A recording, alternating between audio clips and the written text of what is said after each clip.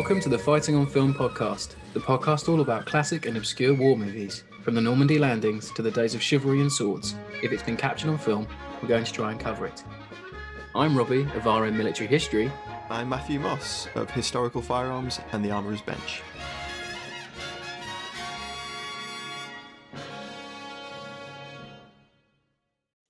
Welcome back to the Fighting on Film podcast, everybody. And as we come off the back of our Market Garden specials, we go back to 1942, we stick on our windproof smocks and hop into a canoe as we look back at 1955's The Cockleshell Heroes.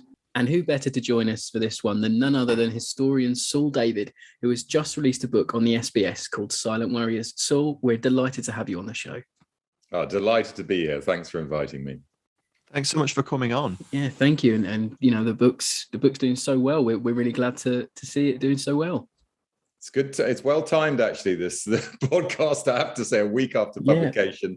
Yeah. I mean, I'm full of Cockleshell Heroes real stories, and having recently watched the film, it's a nice contrast, frankly, between the two. Yeah. So as we do, we'll go route through the cast quickly, get into production, then talk about the meat of the film. So, I mean, yeah, it's a big cast, isn't it, Matt? Yeah, it's full of those great 50s British character actors, isn't it? You've got Victor Madden in there and Percy Herbert. Of course, you have Trevor Howard. This is his peak, isn't it, in the 50s? You know, he's on form in everything he's in. But the lead is Jose Ferrer, who plays Major Jeffrey Stringer. When I watched it, I didn't quite catch what his backstory was supposed to be. I don't think they make it super clear. He's just sort of introduced as like an unorthodox he's not even actually a Royal Marine officer, is he? He's just sort of I don't know. He's been introduced because of his skills with canoes, and then he becomes a major. He's almost a mix of people in real life. That is, of course, Blondie Hasler, but Blondie Hasler was a regular, and he clearly is supposed to be the gentleman amateur, and he reminds me very much of Courtney, who's the guy who sets up the original SBS. So I think they've almost done a composite of his character, and then of course they've introduced him in that way because they want the counterpoint with Captain Thompson, who's played by Trevor Howard. So as you say, Trevor Howard, I mean, who wouldn't want to watch Trevor Howard in almost any film? My favorite, by the way, is in the 1960s, which is of course The Charge of the Light Brigade, another subject I've written about. Yes. I mean, who better to play Lord Cardigan than Trevor Howard? Just fantastic. He plays it really well. He's so irascible in that. It's interesting, isn't it? Because the film was supported. This moves a little bit into production. No problem. But the film was supported by the Royal Navy and Royal Marines, and it's really interesting that they have Howard as a passed over captain. He explains his backstory a little bit once the mission is green lit.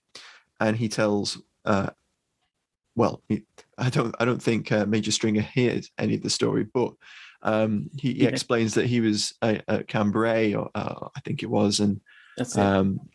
He didn't take a position at the detriment of his platoon.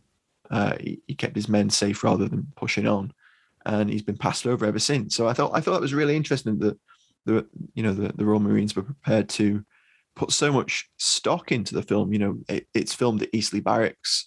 HMS Flint Castle and Leeds Castle are the German patrol boats. So there's lots of sort of MOD input going into this. So I thought that was interesting.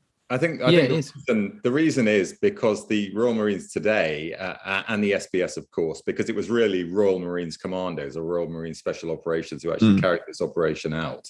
It is the most famous mission in their history, or certainly the most famous behind the lines mission. So I'm not entirely surprised. I mean, I think the whole group really the Royal Marines identify with, and that's probably the reason for it. Yeah, makes sense. So I think we should go into production really, because it's really interesting the production of it. So it's directed by Jose Ferrer, who stars and directs, as Matt said. But the production company is Warwick Pictures. They're responsible for The Red Beret with Alan Ladd, which is the sort of Americanized tale of Operation Biting, which is quite interesting. And it's the first independent film in the UK to be shot with CinemaScope and an anamorphic lens, which is quite interesting film history. It's really beautiful, actually. The film looks great even today. proper Technicolor classic, isn't it?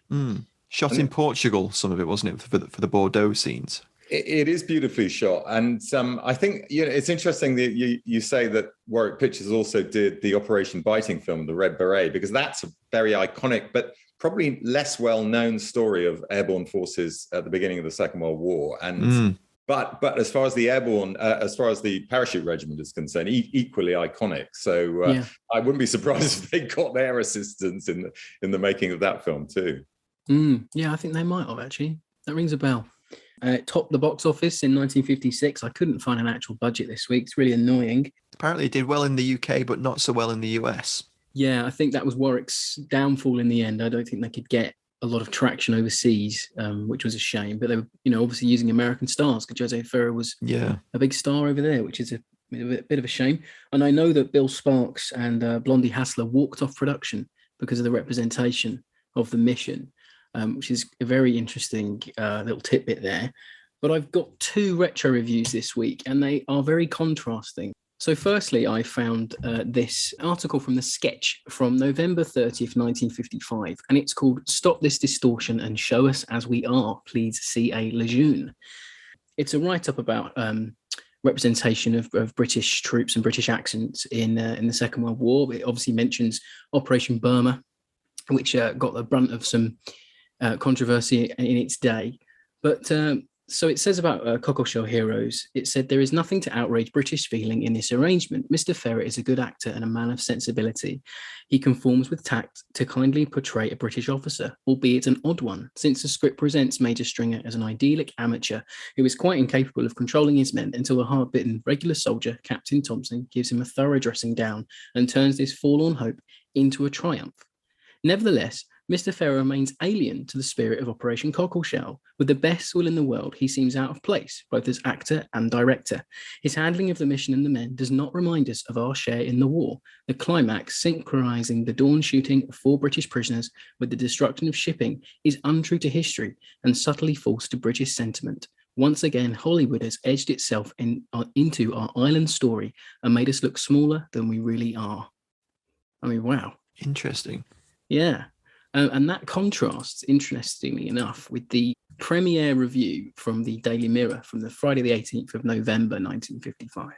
And it's by Reg Whitley. "The Cockleshell Heroes is a realistic version of the wartime raid by a small party of Marines on ships in the Nazi-occupied Bordeaux harbour. The special training stuff has its moments, especially when the traditional feud between the Marines and the Navy starts a brawl. The final assault scenes are really dramatic. Trevor Howard is first rate as a stiff upper-lipped NCO, but Jose Ferrer is miscast as the man in charge. Grim, gripping, and good." So I thought that was really interesting. That's an interesting contrast. What do you make of that first review, Saul? No, I don't agree, actually. I think in the main, of course, the film does take historical liberties. It's bound to, and all war films do. But in the main, I think it stays fairly true to the spirit, actually, of the mission. And there are some really, astonishing links, really. I mean, there's even a line, which I was just double checking in my book. It actually, the exact same line they've taken from, the historical record, as it were. And that's when they're heading up the channel and they stop one night. And the next morning they're bumped. That is discovered by a bunch of French families, basically, and French fishermen, and that is an exact scene from the actual story. It's in my book. And at one point, Stringer, who of course is playing the Hassler character in real life, goes over. He says, "Look, I've got to go and talk to these people because I think they know we're here." A dog discovers them. He goes over and he comes back and he says, "I think we'll be all right." And that is an exact line from Hassler. That's what he actually said to the 3 remaining men with him at the time, rather than, I think there's another 5 at this stage. But apart from certain moments, of course, which they change, and certain situations, and no doubt we'll talk more about that in a minute. But generally speaking, what they try to do, which is be dropped off by this submarine at the entrance to the estuary, go all the way up the estuary, hide up during, paddle by night and hide up during by day. And then even the mission itself, of course, there were things that didn't happen. But generally speaking, I think it's a reasonably faithful retelling of what was arguably the most astonishing special operations mission, and certainly the most dangerous of the Second World War. I think the film does really well to convey just the arduousness especially those scenes where they're in that choppy sea before they actually get into the estuary. You know, I think it does it really well. The choppy sea, again, the so-called race as it is, I mean, that's infamous at the entrance to the Gironde estuary. And they lost, in fact, 2 canoes at that point. So anyway, the reason I mentioned the historical detail, which doesn't particularly bother me that they just lost 2 in the film, but 4 in real life, is because it shows you that they've taken an element of the real situation and they've turned it into drama. And indeed, it was drama. And they dragged the survivors behind the canoes for as long as they could until they decided they were going to jeopardize the mission. And they cast them adrift in a rather ruthless way, actually, both in the film and in real life. So, there were lots of moments in which I felt that they'd stayed true to the spirit of the actual mission itself. It's also that it was a movie played with a little bit of like production hell, and it had some reshoots. So initially it's written by Brian Forbes, and what hasn't he written? He wrote the Wooden Horse, Cold Its Story, Guns at Navarone, really famous. And then Cubby Broccoli, who goes on to produce the Bond films, he is involved as a producer, and he brings Irving Allen in to do reshoots because he feels the movie's too straight. He feels that there should be some comedic relief. So Andy also feels that there wasn't enough scenes that give the audience enough information about why the mission is the mission. Oh, yeah, the context. Yeah, so he got certain parts of the movie rewritten by Richard Malbaum, who wrote 10 or 13 of the best James Bond films. So he wrote Dr. No, things like that. So wow. He rewrites the scenes, and it's the comedic scenes that get added in. So I wonder what happened. And apparently when Ferrer found out that it was getting reshot, he walked out. So it's interesting. I mean, I think that maybe might feed into how the movie ends up as.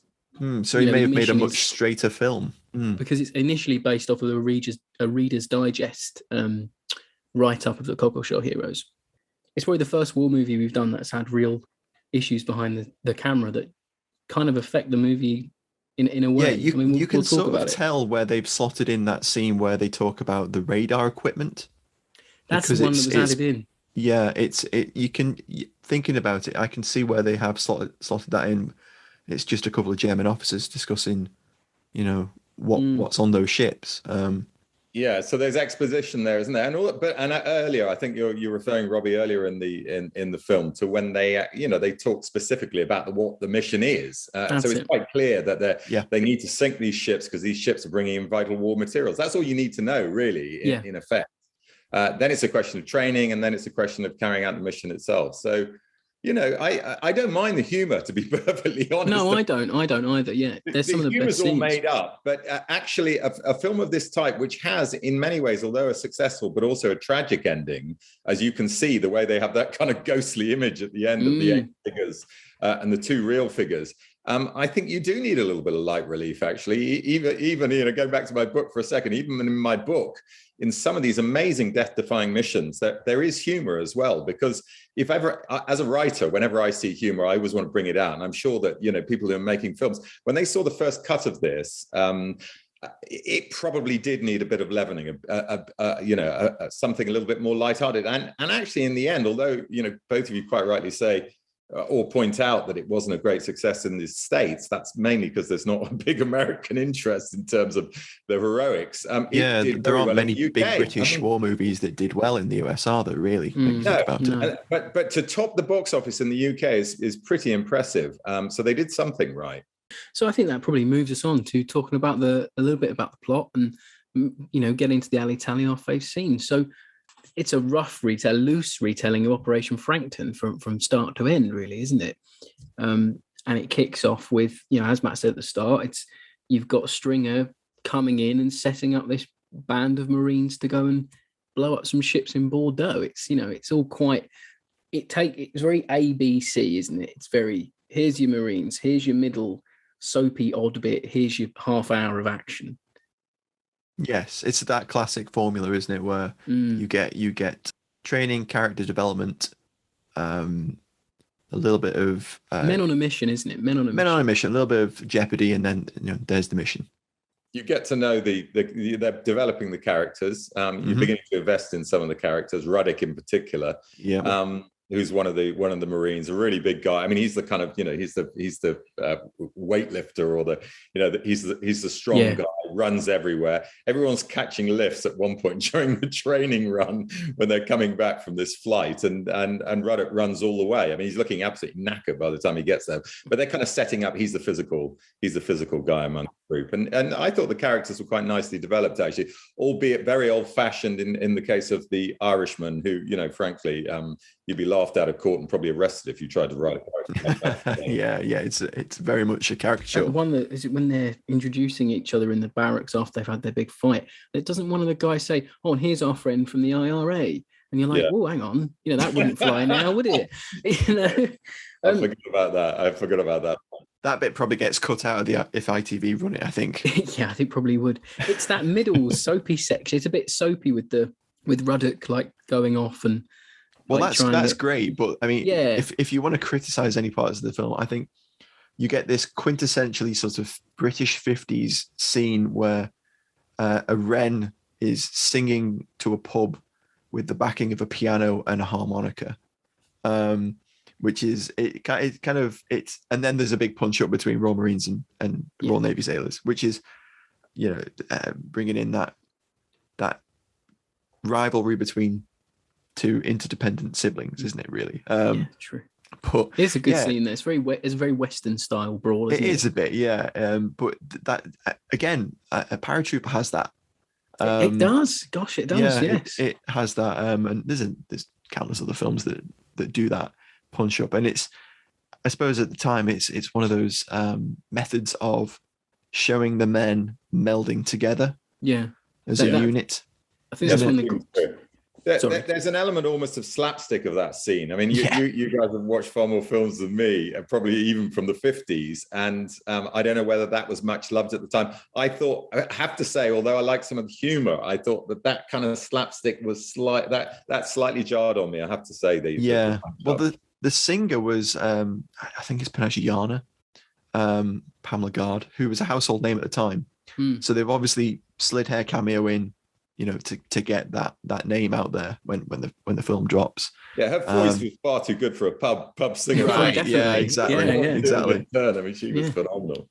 She'd be singing for the chaps at the front line. She wouldn't be singing in a pub somewhere, Exactly, yeah. No, that was very Vera Lynn, that singing.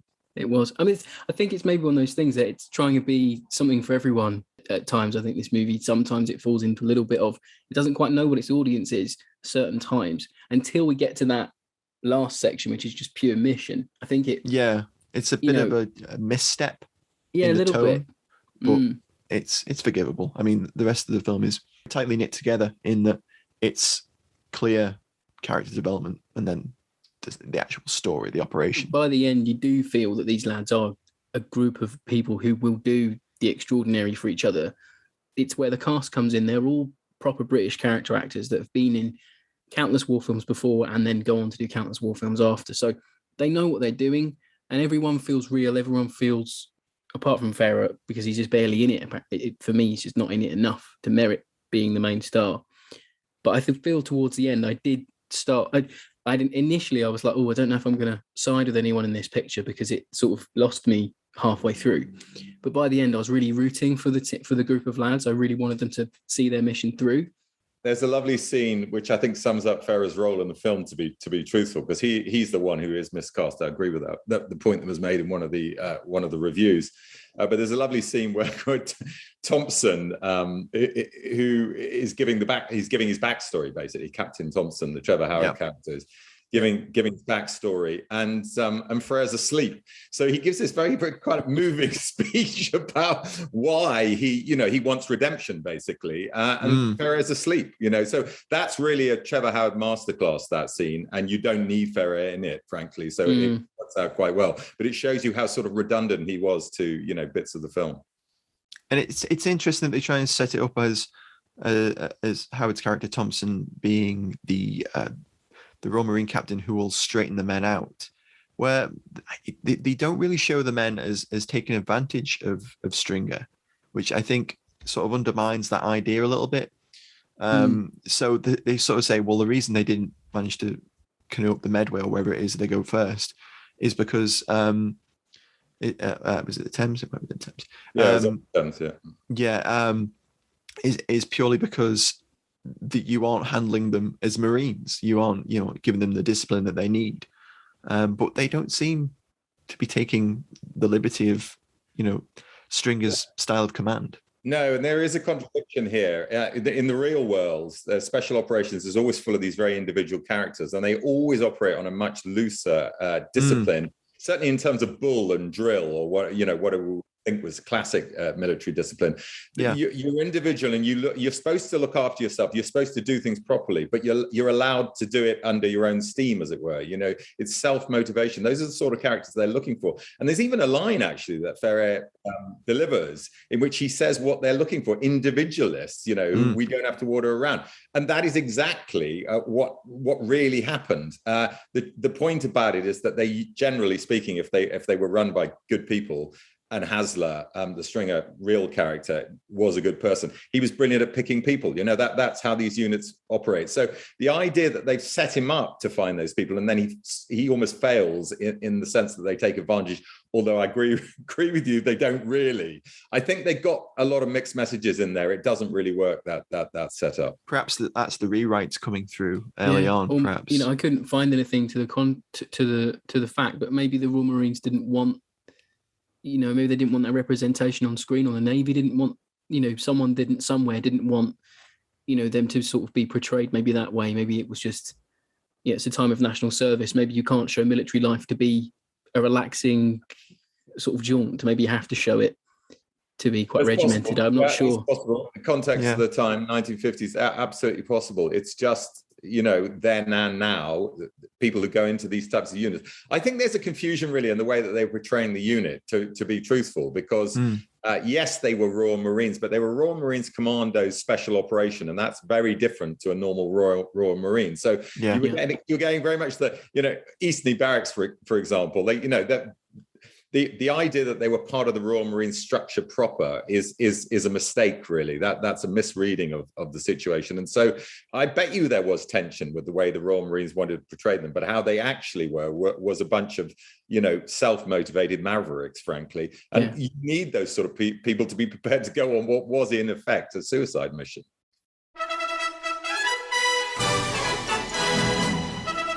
It's time for Alley Tally on Fighting on Film. It's a movie chock full of great kit. Saul, would you like to kick us off? Well, I love the little Nell because, the self-destruct device. I mean, it's like, in other words, the suicide capsule, but for Royal Marine Commandos, because it didn't exist in the real world, but it reminded me a little bit of one of those mini limpet mines. And I just thought that's a nice little touch, actually, because there are going to be moments, and of course there were moments where they can use this thing. Someone's got to blow up a canoe, but as you actually see in the film itself, when they use it, it's not terribly effective. It makes a lot of noise, a lot of smoke. Yeah. Once the smoke clears, the canoe's still there, but it is on fire. Yes, definitely. And there's this bit, I think they use one. The two chaps goes, you set the little Nell and we'll try and scarp her. And when the canoe blows up, it's moved about 3 feet forward. Did anyone notice that? There's a few continuity things. Yeah. Yeah. I mean, did you notice in there's a bit where two of the guys are getting a canoe ready? I think it's the same scene actually, and they're in the canoe, and then next shot they're out of the canoe. Yeah. And then they're back in the canoe. So there's a few little bits. But did you think that the representation of the Mark II canoes was pretty spot on?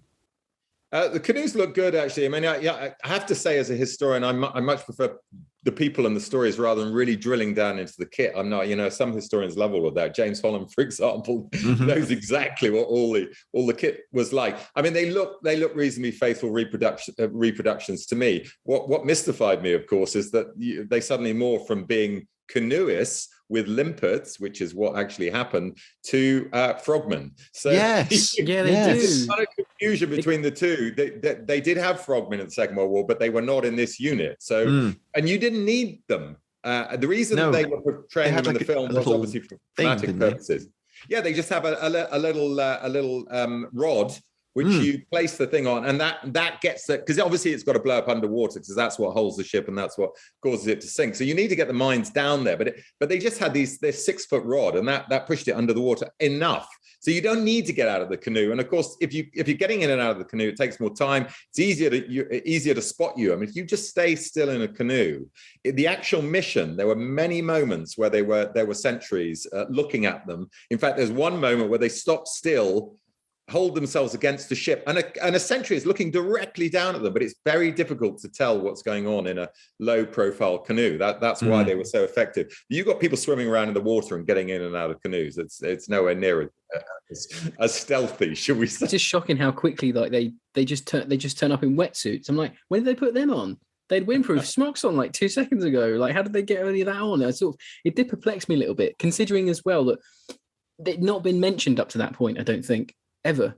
No, that's very true. No, there was no training for frogmen, was there? There were exactly. That wasn't in the montage.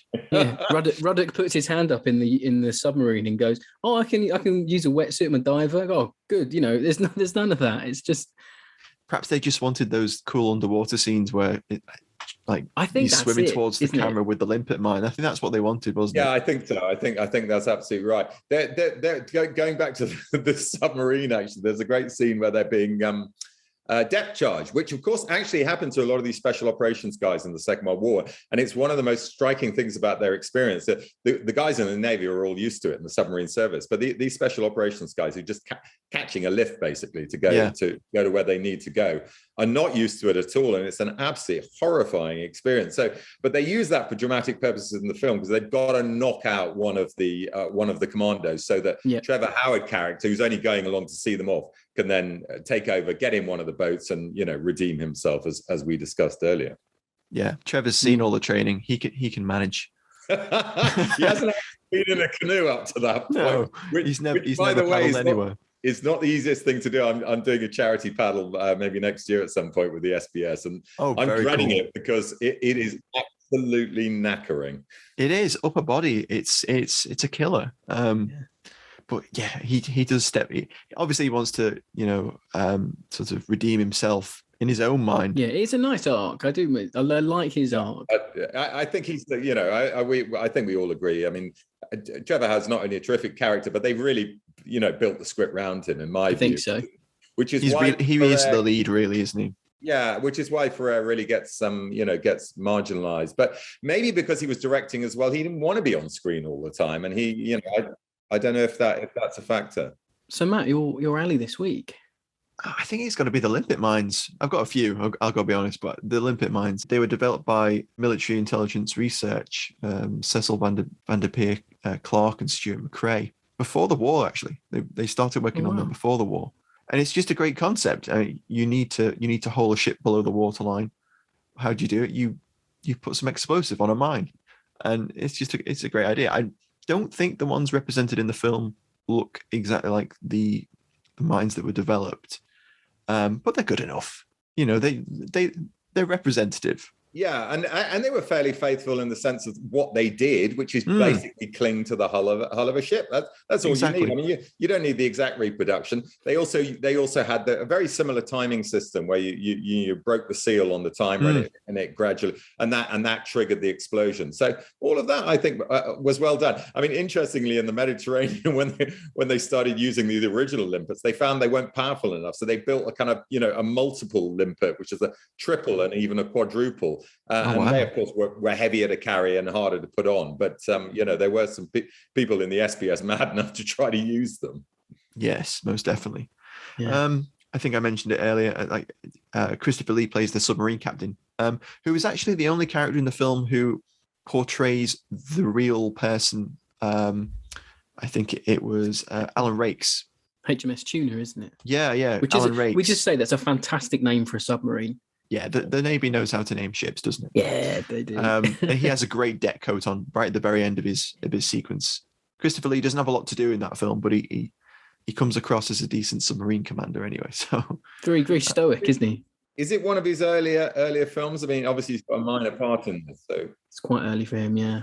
So for me, it's the Denison smocks, because I love a Denison smock. Who doesn't? They look great. And you see, we not only do you get Denison smocks in this film when they're there's a little training sequence where they're climbing some cliffs, and they're all wearing smocks, which is really nice.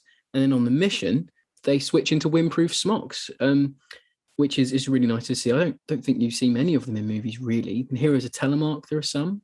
Yeah, actually. Yeah, but these look like a lot of of civilian stuff in Telemark. These look like the sort of 52nd Lowland Division type smocks. Yeah. And I wanted to ask Saul, do you know if they wore those on the raid? No. Right.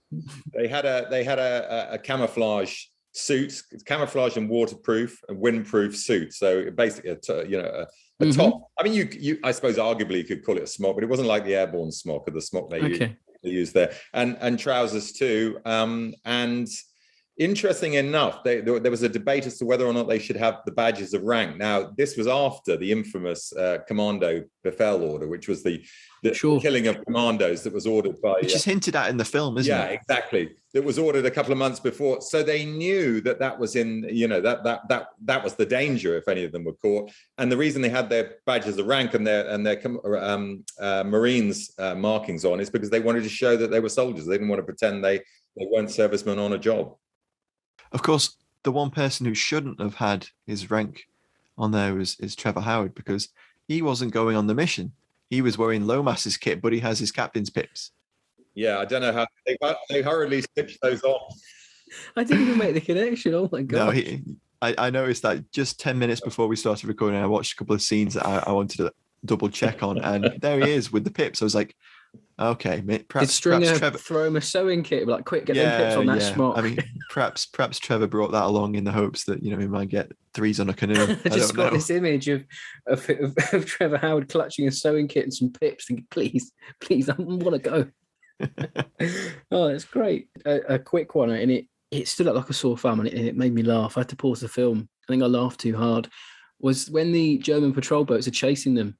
There's an awful Vickers K-gun wooden mock-up, which just looks like a vinyl record and some wooden pipe. It's just awful. And then not only there's that, but then I think they've mocked up some cannons on the back of one of them as well, and it just sticks out so badly. It very much looks like 50s, 60s. Well, it's definitely 50s.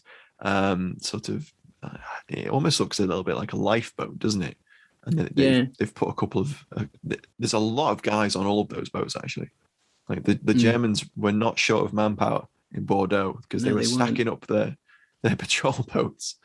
No, generally speaking, you didn't get the infantry going. The idea that you got the normal German infantry on boats. Never would have happened. It would have been a naval operation.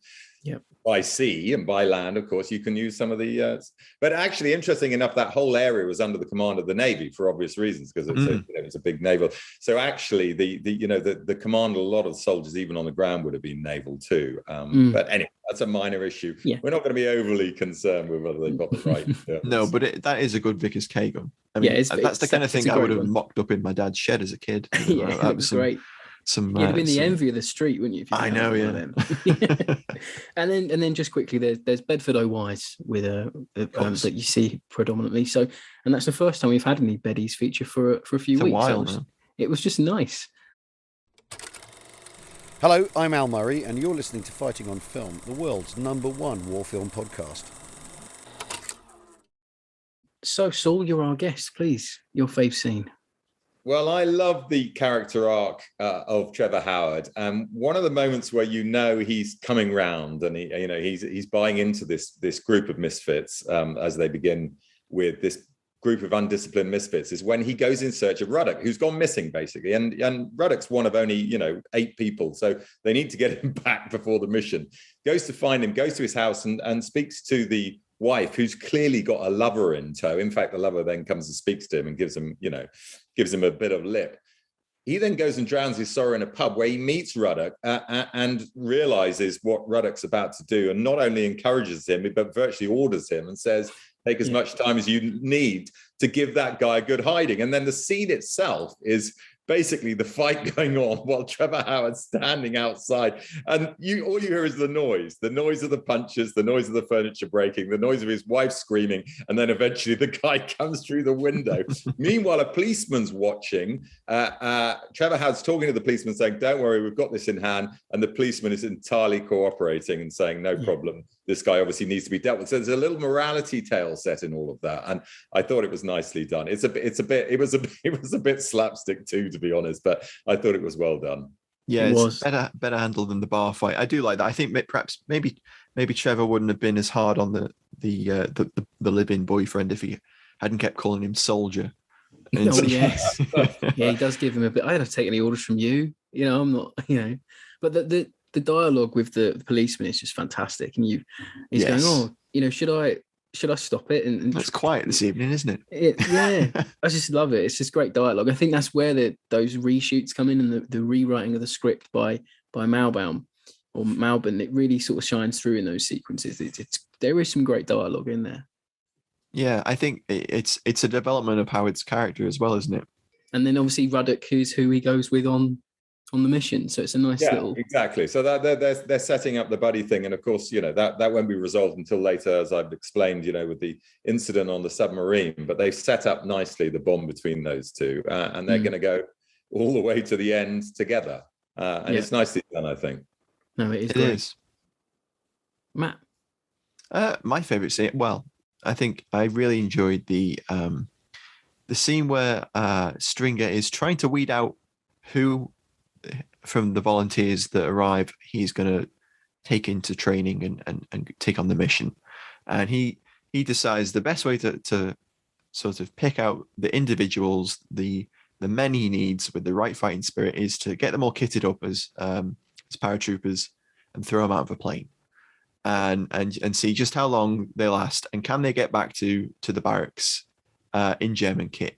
And that leads to some of the funniest parts of the film. So we've talked a fair bit now about the humor of the film, but I think for me that bit is one of the bits that works the best. So you've got Ruddock strips off completely as soon as he takes his parachute, as soon as he lands, takes his parachute off, takes off the German uniform, ditches his helmet down to his sort of like PT gear, and just jogs all the way back to the barracks. Yeah, absolutely knackered by the end of it, but it's building the characters. Because you've got this sort of joker of the section where he goes into a costume shop, sort of hires a pseudo Italian generissimo sort of outfit, and arrives back at barracks by taxi. But yeah, there's lots of great bits. Chaps jumping into the back of trains and all sorts. I just really like that scene. I thought it was an interesting sort of concept. I don't know whether anything like that was ever done, but I can certainly see where they might have gotten that from. I think that echoes what Saul was saying, where that's where the film shows the individualism. It sort of does it once, so maybe that is just they're trying to show you that in that sequence. They're just trying to show, look, these lads they're not your straight down the line soldiers. They are a bit different. Yeah, the idea of jumping out of a plane, which, by the way, these commanders were never parachute trained. So I did chuckle a bit as soon as I saw the parachute on their arms at the beginning. But even if they had been, the idea they're going to jump out of a plane in a German uniform and not be strung up when they land on the ground by the locals is a bit optimistic to be. There's that scene where the Irish lad gets in the van. He howls like a lift, doesn't he? And the guy goes, "Oh, yeah, what you dressed as?" And he's like, "Oh, I'm Salvation Army." Irish Salvation Army. Yeah. And he's like, "Oh, I might have known from the uniform." And it's like, how would you? It's 1942. How would you not know what a Wehrmacht uniform looks like? It's just, it's so funny. I love that scene. It's great. Yeah, it's a good one. And for me, I mean, this week I found it hard to have a favorite scene. I don't know why. Nothing really stood out until the end for me. And it's when Trevor Howard is captured finally after, trying to escape. And they're given an ultimatum by the German officer, tell us why you're here and what you're doing, and we'll go easy on you. Trevor Howard just stoically staring at him, and they take him off to be executed with the rest of the men. And it's just before Trevor and the rest of the men are shot. He got his arm in a sling, still very stoic, stiff upper lip, and he turns to the rest of the chaps and says, "Keep the line straight, boys. What a great line to end on. It reminds me of the end of Breaker Morant, where he's like, "Come on, you bastards," Yeah, great line. And then bang. And of course, there was some criticism in the reviews at the time that the juxtaposition of the execution and the explosions. But again, I thought that was done very well. It didn't happen in real life. They were executed at separate times after the event, as it were. But it doesn't matter. The principle of saying these guys were prepared to give their all. And it's interesting, in the actual interrogations of the guys who were captured, they gave very little away. And that was crucial because some were captured quite early on in the mission. And the Germans didn't have any idea what was actually happening until those ships blew up. So I thought the sacrifice of the guys who were executed, and 6 of them were in real life, and the success of the mission, I thought that worked very well. And it was very apt. And you get the payoff of at least 2 make it out. And I think you could make a movie about Hassler and Sparks getting back to Spain on its own. I think that'd make a fantastic film. Yeah, that was a shame, really, because they got them trundling down a road. But oh my goodness, the escapades, as you say, it was extraordinary. And in fact, another pair do escape into Vichy, France. One of the tragedies of the real story is they're handed over to the Germans by the French. Wow. So having said that, other French, of course, resistance French help Hassler and Sparks get away. So, it's light and shade, really. But there's some great stories which they could have gone into. But I suppose the high point is the blowing up of the ships. So it was fairly logical that they would want to end at that point. Yeah. No, it does make decent sense. Bit of model work there as well. Yeah, it's quite good, isn't it? The explosions, etc. Some of it's a little bit ropey. The bit where Victor Madden's character, Sergeant Craig, quite early on in the raid, actually throws one of the limpets up on the patrol boat. There's a cut where it cuts from the actual scene with the actual patrol boat to, as the bomb explodes, a model, and it's not very convincing. It looks a bit Playmobil, doesn't it? It does. when it goes off. Yeah, it's like a Thomas the Tank sort of disaster scene, sort of thing. But that final scene with the docks going up, it's not bad at all. I mean, there's better model work out there, but it doesn't let the film down. No, it doesn't. And for 1955, it looks good. It's aged quite well. I think the film, it's one of its strengths. The cinematographer on the film was John Wilcox, who worked on Carve Our Name with Pride as well. Yep. As well as Summer Holiday with Cliff Richard, but that's not a war film, so we can't talk about that. Yeah, and the soundtrack, I think, is really underrated in the world of war movie soundtracks. I think it's really good. I think it's underrated, yeah. And it's by John Addison, who did the soundtrack for A Bridge Too Far and was famously in 30 Corps. I recognise that name. Yeah, and he did Monty's I Was Monty's Double, Guns at Batazi, Reach for the Sky, countless soundtracks. So I think it's a really good one. And don't they use it for the Royal Marine March now? I think it might be, actually. It might be the Royal Marine March. I think that's one of the incentives for using it. But it surprises me, actually, that Cockleshell Heroes is not shown more frequently, actually, because it's you can hardly catch it these days. And of course, we've still got some of the classics like Zulu and A Bridge Too Far, which are shown fairly regularly on one channel or another. And it's a shame, really, not least because it was so successful at the time. I mean, arguably more successful than Zulu at the time in terms of box office success. Yeah, that's interesting. I mean, it's Trevor Howard too. There should be more Trevor Howard films on. Definitely should. That's it. I mean, that's the takeaway. So this week's a bit different. So we will do final thoughts, I think, now, and then we've got some questions from our Patreons for Saul. So, if you support the podcast, when we get guests on, we'll try and do these questions a little bit more.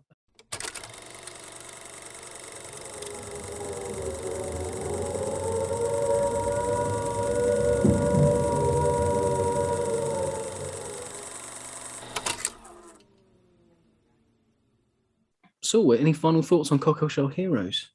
Just to say, I was pleasantly surprised. I really enjoyed it, actually. I mean, I saw it years ago. I haven't seen it for many years. I've just written the story, okay? So I'm invested in the story.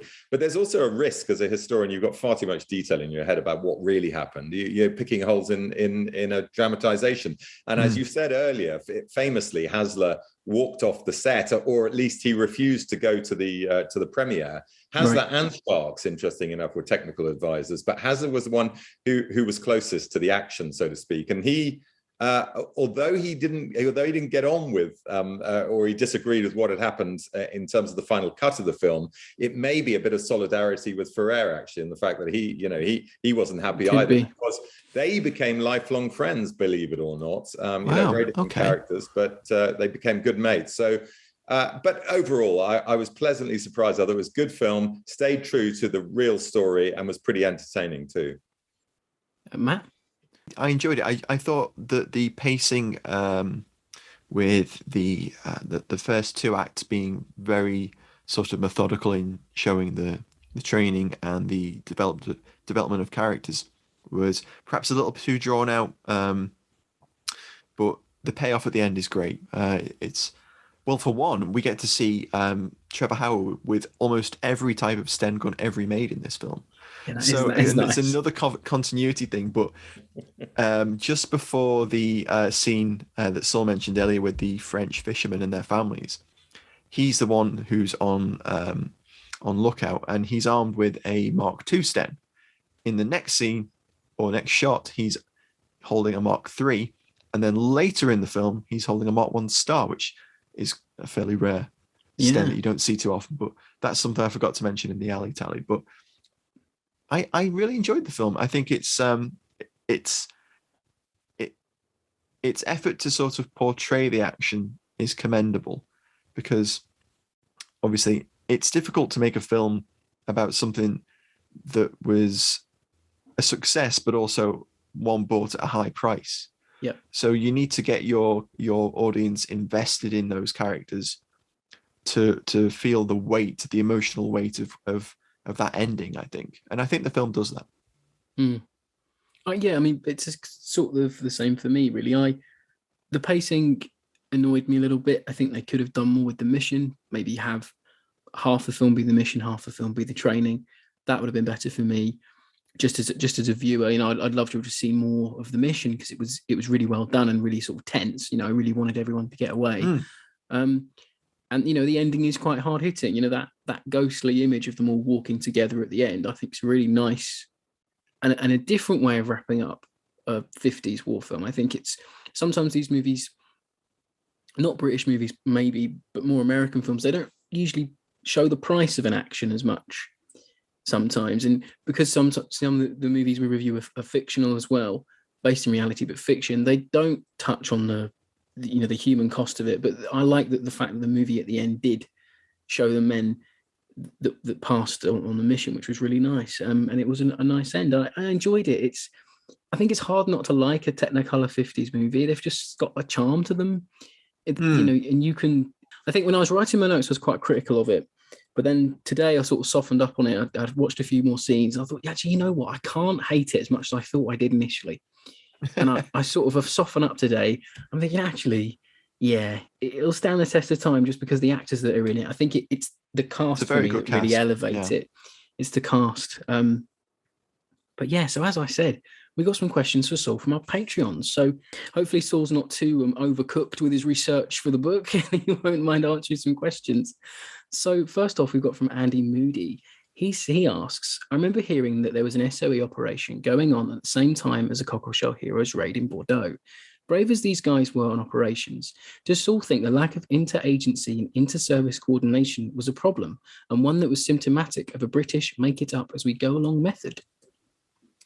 Well, it often was a problem, but I think that charge of the SOE actually, were planning to do the job, could have done it, and probably could have done it with less loss of life, is inaccurate. I think it's a bit of a myth, actually. I mean, the SOE were getting their paws into everything, frankly, at this point. And one of my previous books is a story of an American-Canadian outfit that was about to go on a mission in Norway, and they were bumped by the SOE. So there was very much a competition for who was going to carry out these sort of raids. But this one, in my view, in terms of the use of getting explosives in there and the way you get in there to a port 60 miles up a river quietly and silently by these canoeists, I think it was genius, but it was also incredibly difficult. I mean, the main problem you've got is you can't get out. So that's why it's a suicide mission, not because of imagining they could never get there, but it's almost impossible to get out. But no, getting back to the specifics of the question, I've heard that before. It is true that there was often interagency competition, so it's absolutely right to raise that point, and that probably did cost some missions their efficiency, so to speak, because one lot were desperately trying to do it too early or before the other lot could get in. But that was not the case in this situation. That is a bit of a myth, and I think that myth was exploded when Paddy Ashdown, interestingly enough, wrote his book a few years ago. He looked into that with a fair amount of detail. My book, of course, is the SBS generally all the way through the Second World War. So although there's 4 pretty meaty chapters on Frankton, it's not the main focus of the book. Oh, great. So next up, we have Thomas McCall, and he says, I'm a huge fan of Saul's books, and my question is, what relevance, if any, does the SBS have today? Have we gone past the need for the hit and run, cosh and carry approach of the SBS and other special forces? Absolutely not. They've never been more important. And of course, the real problem the SBS have got is that because of what they do, we don't hear about 95% of it. And even more so than that, the ethos of the service, going all the way back to the Second World War, is getting in quiet, unassuming types who don't boast about what they do, and as they put it, who go in quietly in the back door and stealthily, not making any noise. And that's how they've always been. Now, they have a slightly more of an aggressive role these days. But one thing I discovered with, great access to the SBS, not only to their archives, but the current unit, I spent a whole day with them, and they briefed me on what they were doing all around the world. And frankly, wow. it was a real eye opener. I mean, they took me into the operations room. Needless to say, I can't say anything about the details. Of course. But just to tell you that the sheer volume of things they're doing, from hostage rescue to close protection to assisting with other armed forces to, anti-terrorism all the way around the world. I mean, it's amazing. They're operating in multiple countries all the time, as are the SAS, in a role that we wouldn't even imagine, frankly. And of course, not every operation is going to go beautifully, but they are working tirelessly to, for this country's security. And given the main threat we face now, it's not an existential one, I don't believe, although we've been trying to be sold the idea it is. But the main threat, of course, has been from terrorism in various forms over the last few years. And special forces have never been more needed. And the SBS are as good as it gets. Hope that answers your question, Tom. Next, we have Mary Brazier. She asks, thinking of the film Cockleshell Heroes, which is so well known, how mindful are you of having to dispel narrative myths? I don't mind in a film that they take liberties with the actual narrative. I mean, when you're writing the book, of course, you're determined to dispel myth. You're determined to overturn, inaccuracies. But when you come to the story of the Cockleshell Heroes told in film, it's completely legitimate to me that liberties are taken. Having said that, of course, my job is to